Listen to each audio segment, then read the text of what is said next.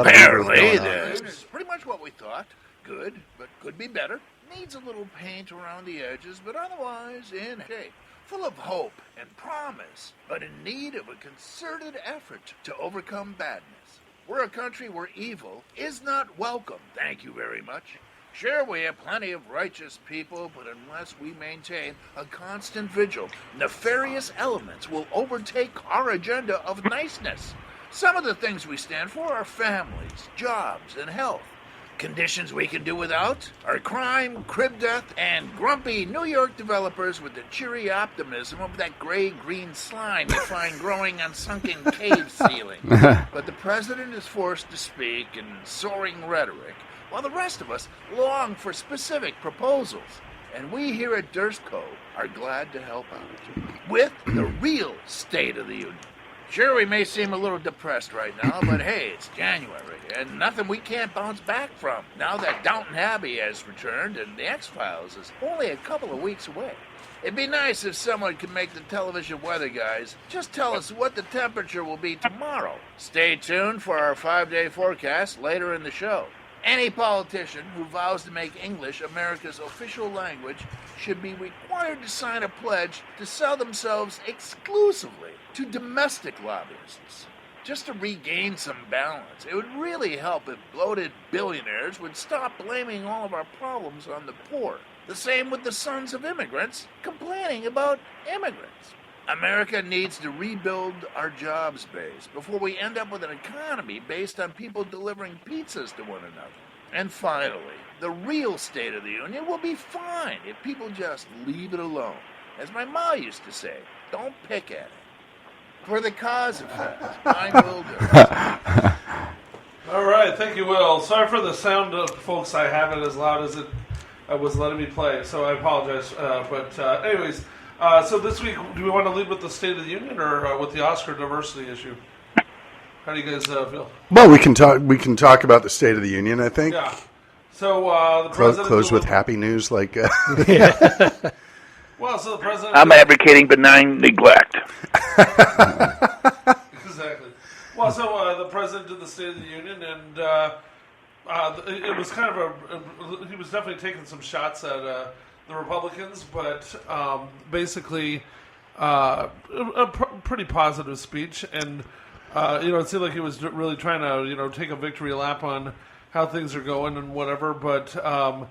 At least there was progress. Nobody yelled liar at him this year. So. But I mean, I think it was much more than a victory lap, and much more than shots at the Republicans, because I think in the campaign season, with Republican debates getting weeknights on major cable networks, whereas the few and far between Democratic candidate debates have been like shuffled off to Friday and Saturday nights on like MTV Trace or wherever.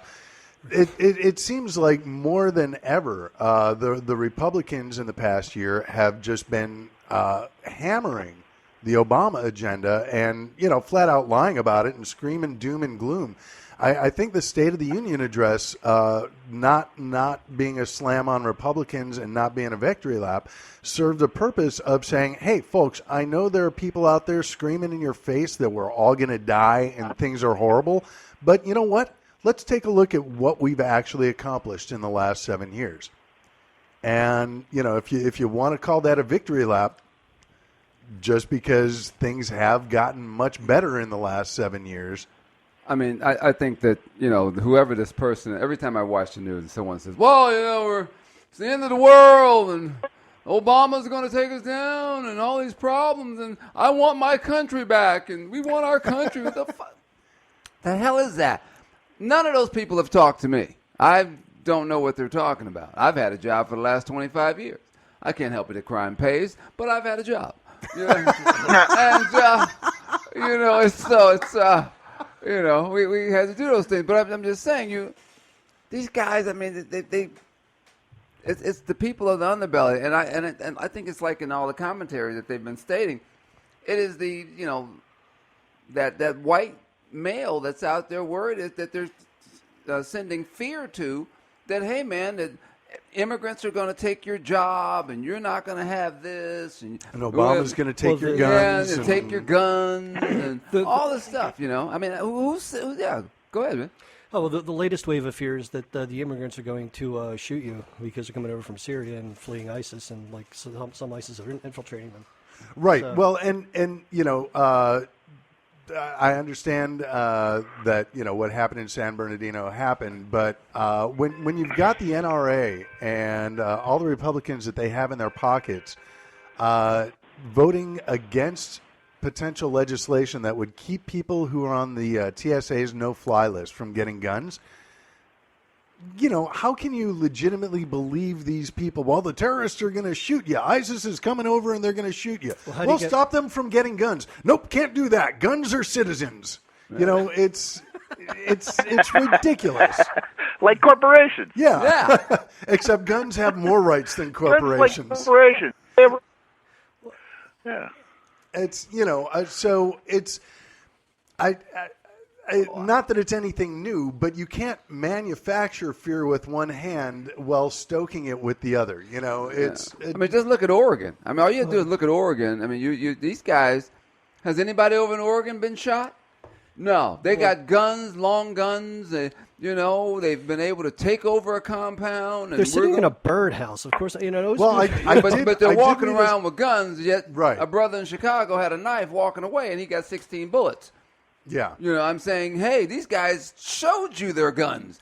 We have guns. Well, and Obama didn't say go in and get them. No one said the Bundy family, who sort of orchestrated this whole thing, and they had had their own struggle earlier this year with grazing rights and the Bureau of Land Management.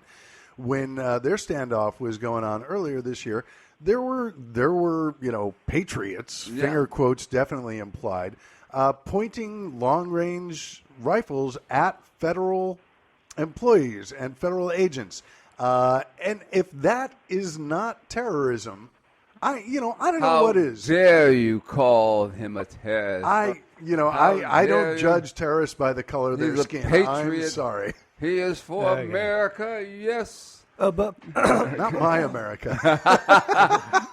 Maybe that's what we need to do, is just all these militia types who, I want my country back and this is not my America. Let's just use their rhetoric against them. Like, as soon as they start talking, we can just, not my America.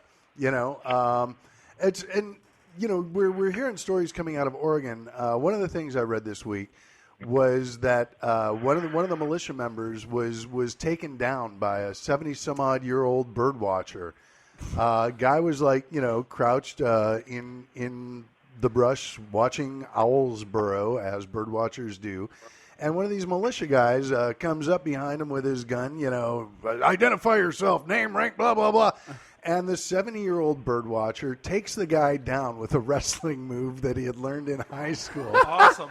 And, so obviously these militia members are dangerous. Yes, possibly more to themselves than to the rest of us. But the fact is, they are dangerous people with guns. No, they pose no threat to the bird watchers, who have evidently been able to kick their asses. But then they actually did arrest one of these militia members this week for stealing a truck from the bird sanctuary to go to Safeway to get groceries. Yeah, that's what I still love the most about the whole story, is how they had to send out a request for snacks. It's like, oh, you guys are tough. They asked for tampons, too. Are you serious? Yeah, they did. It was on the list. Well, you're in a birdhouse. Just shoot some of the motherfuckers and cook up some wings, man. How hard is that? Bring some Frank's buffalo sauce, right? But, what I think is funny is that these people, because my sister, I don't know if I ever brought this up on the show before, but I joke about this in my act. My sister is a real gun you've talked about how she bought guns for her she kids. Bought, after Sandy Hook, she bought her kids 16 and under, 5 kids. She bought them tasers, handguns, and a machete for her boy. And I was like, why? And she's like, because I want to know that their kids are safe at school. And I'm just like, really? And then she's like, and don't laugh. Just wait till the government comes to take your land. Oh, there we go. And I'm like, wait a minute. The government is coming she to take lives your in land. Kentucky, okay? You ever notice the people that are most up in arms about where the government's going to take our land, live in places that nobody wants. Gotta be that Let these assholes sit and take Oregon. Who cares? Hey, just you wait. Once they figure out how to refine stupid into a source of energy, they're going to be all over those states drilling for stupid, fracking for stupid. They're going to pull stupid out of the ground wherever they can find it. Gotta be Instead of having to import stupid. Got to be that contaminated water that's made it over to from Ohio over to Kentucky. That water Michigan. is it? Michigan, Yeah. from Flint. I mean, yeah. By the way, I wanted to help David out. He couldn't find the Democratic debates, or said they couldn't be found. But so far they've been on CNN, ABC, and CBS. Right, but they were on like Saturday night, Friday night. Yeah, that's the thing. They were on Saturday nights when all the young hip Democrats are out partying, right? And when everybody is doing anything else except staying home to watch debates. Right, except for the old white people that are having the debate, right? Yeah, but that's not Matlock. But the point of it is that Republicans, strangely, because of Trump largely, are able to command massive audiences at real times that people will watch versus whatever bizarre shit is going down. I totally believe what Bernie Sanders says, that the leadership is in the tank for Hillary, and they know that she's not exciting, and they're just hiding the debate, saying, "Oh, we ran a debate," and that nobody will see how boring and tired her ideas are. I don't think it's that they're boring and tired, but I do think that having watched all the Republican debates, except for I did skip one, but having watched them all and watching these guys all campaigning against Hillary as the presumptive candidate, I would, aside from my own personal political thought, I would love to see Bernie Sanders get the nomination just to make these guys have to change their game. Because they're already figured out, we're running against Hillary. And half of the debate is bitching about Obama. The other half is bitching about Hillary. And the other half, using Republican economics, is bitching about each other. And I think they're just... Or the media. Also, can't forget the media. Liberal media. I mean, they're spewing, like we were talking, they're just spewing fear. There's nothing new in what they're saying. There's nothing new in what Rubio said. Now they're talking about, you weren't born here, and Trump sounds like an idiot, which he is, because he's sitting here. Now you're going after Cruz. He's a lifelong liberal Democrat, so, of course. Yeah, but now you're going after saying that Cruz wasn't born here. Nobody really cares about that, but they do to the underbelly of our society. He knows, Trump knows, as I always say, there are a bunch that the United States has a bunch of idiots. I mean, because they don't read, they don't pay attention to anything. They watch The Apprentice. Yeah, they watch 1,000 Ways to Die. That's what they watch. They watch some chick trying to give mouth-to-mouth to a possum. That's what they do. That's on YouTube now. Click on YouTube, watch the possum. Yeah, I hate having to sit through 30-second spots to watch the woman give mouth-to-mouth to the possum. Yeah, YouTube's supposed to be commercial-free. There were a couple great highlights during the debate, though, this week. Like when Trump and Cruz were arguing back and forth over who was going to make the other his vice president. And I'm watching this, I'm thinking, this is like watching two people who didn't buy lottery tickets argue about what they're going to do with their Powerball winnings. Right.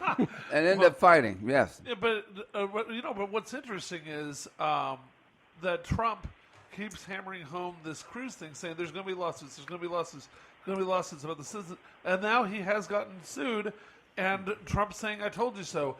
And there's who actually filed a lawsuit?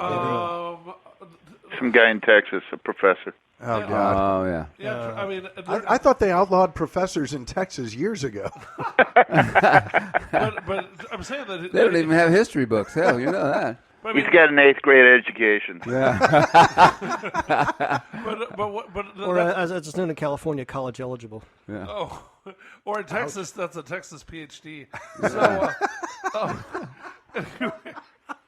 So, but the Trump, the thing is that, he's taunting Cruz about that, and then Cruz did this thing about New York values, and then Trump, I didn't see the debate. I read his response, and...